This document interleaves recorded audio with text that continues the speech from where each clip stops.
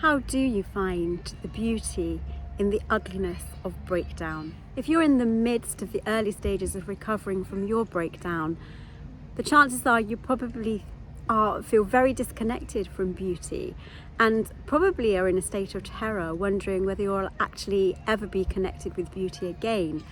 And perhaps you might be thinking to yourself, well, I don't think I've ever been connected with beauty.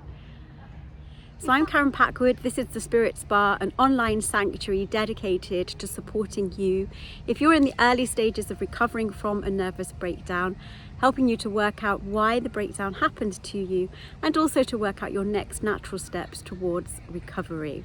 But let's begin by asking ourselves, what is beauty?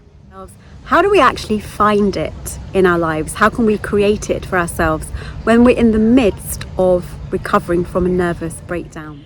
So beauty can mean different things to different people.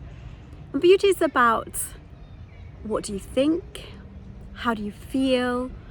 What can you hear? What do you taste? What do you touch? If you think about all of the senses, you can ask yourself, what is beauty to you in relation to all of those things? Regardless of what stage you're at in your recovery process, it's really important to think really simply, to not sort of over exaggerate what beauty is. And certainly we're not talking here about, conventional beauty and, what women have to look like and what men have to look like. That's not what we're talking about. We're talking about a much more genuine, authentic, spiritual connection with beauty. As you'll know from my videos, which I normally do out in the forest, not parklands, you'll know that for me beauty is very much connected with nature. It's where I find my peace, it's where I find my gentleness, and it's the place, it's the location when I was in the very early stages of my own recovery that helped me to find a place of peace and calm in my own mind and my own heart and my body. After many years of walking in nature, with my head down, feeling very bad about myself, full of shame, full of guilt, full of a sense of failure, wondering if I was ever going to feel well or happy again. Gradually over time, what started to happen was that I began to notice, rather than sort of looking inwards all the time and sort of negatively looking inwards, I began to sort of notice the nature around me and the beauty in the nature around me. And then one day, I found myself, I think I was looking at a cobweb in a hedgerow. It was such a tiny but most exquisitely beautiful form of nature that I looked at it and I found myself thinking, nature is reflecting my own beauty back to me. And it was an incredibly profound moment. Not only was it about seeing the genuine beauty in nature, but also the roughness and the smoothness. Nature isn't all beauty. There's some difficult things in nature, but it's about kind of accepting all of nature, the good, the bad, the ugly, the difficult, the complex, the simple, and how that combines to create immense beauty. Now, of course, when you're in the early stages of recovering from a breakdown, you're not necessarily able to get out into nature, you're not feeling well enough to go for walks in nature. Nature is something that is sort of, you're not ready for that yet, which is partly why I like to do my videos in nature, so that I can bring nature to you. And you might not be ready yet to think about yourself as beautiful. Certainly at the beginning of a nervous breakdown, feeling beautiful about ourselves is, probably at the completely opposite end of the spectrum. But I do think it's helpful to begin to just meditate on that word, because it might help you shift from some of the ugliness that you're feeling in relation to your breakdown, and begin to just open a portal into reconnecting with beauty. I have an invitation for you to join me on a journaling activity. I've created for you a short 10-minute video full of the most beautiful spring flowers that I videoed over the last few months for you here in the UK. And the idea is this: I'd like you to work through the video 2 or 3 times. The first time you work through it, I'd like you to just concentrate on watching the video and seeing what's there. You'll see it's full of beautiful wild flowers. And I want you to take notice of all of the things that you can see that are beautiful in each of the clips. But I don't want you to just look at what you can see in front of you. I want you to look in the distance as well. I've deliberately created videos, footage, where you've got your surface image in the foreground, but then there's all sorts of things that are going on in the background. There's all sorts of different colors going on. There's all different types of movement. I want you to study the video, and I want you to make notes of everything that you can see in it that you think are beautiful. If you want to write down the things that you think are ugly as well, you can do that as well, but just concentrate on beauty. In each part of the video, where for you is the beauty? Is it the colours? Is it the actual flower? Is it the textures? Is it the movement? Is it the perspective? What creates the beauty in it? I'd like you to then think about your emotions. How do you feel as you actually look at the beauty of the flowers that are in the videos, or the objects that you can see in the distance, the elements and aspects of nature? Make a list of all of the emotions that they make. And then when you have your list, I'd like you to choose 3 words from the list of positive words, 3 positive emotions. And then there's a whole range of things that you can do with them. So first of all, what you could do is begin to draw or sketch images related to them. It might be colours that they evoke, it might be shapes, it may be, well, all sorts of things. You can just kind of let yourself doodle on the page and see what beautiful colours want to come to you in relation to these particular emotions. You can also ask these words to give you some guidance or advice.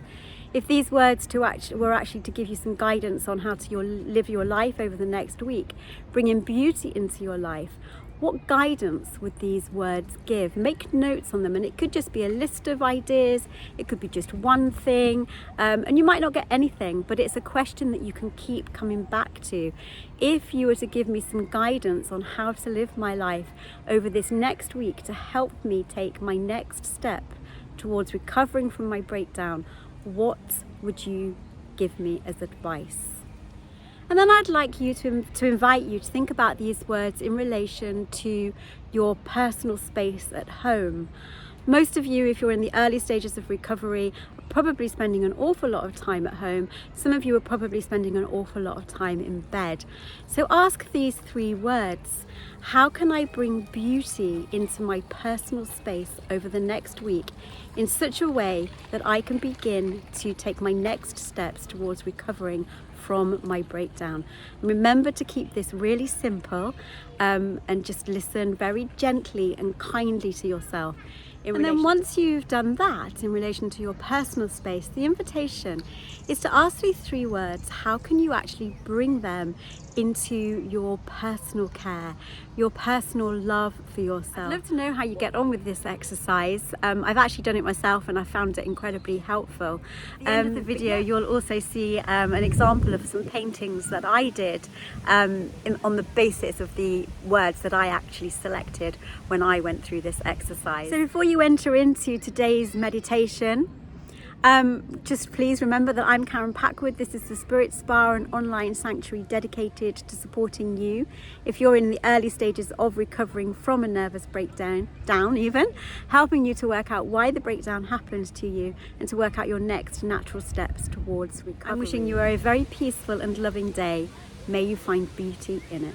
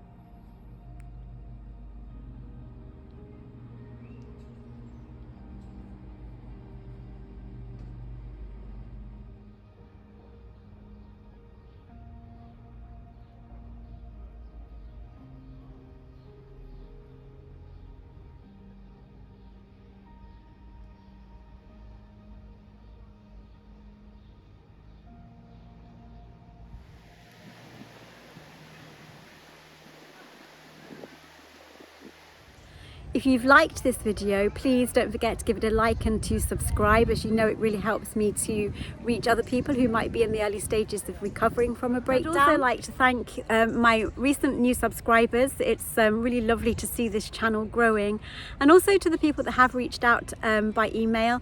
I'm so touched by the emails that you send me, your stories that you share with me, your vulnerability and your honesty, and I do try to answer all of the emails personally. Often I try and do that with a little video. Please bear with me if that takes a little bit of time. Obviously you can appreciate it can take time to get around to doing that, but it's not that I'm ignoring you, it's just that you're on my list of things to do, but I do appreciate all of the emails. In addition to my videos, there are other ways that I can support you. I can support you by giving you a private one-to-one spirit spa consultation. If you'd like more details about that, please look in the comments box below, the description box below. And then also you're very welcome to email me at karenpackwood@gmail.com.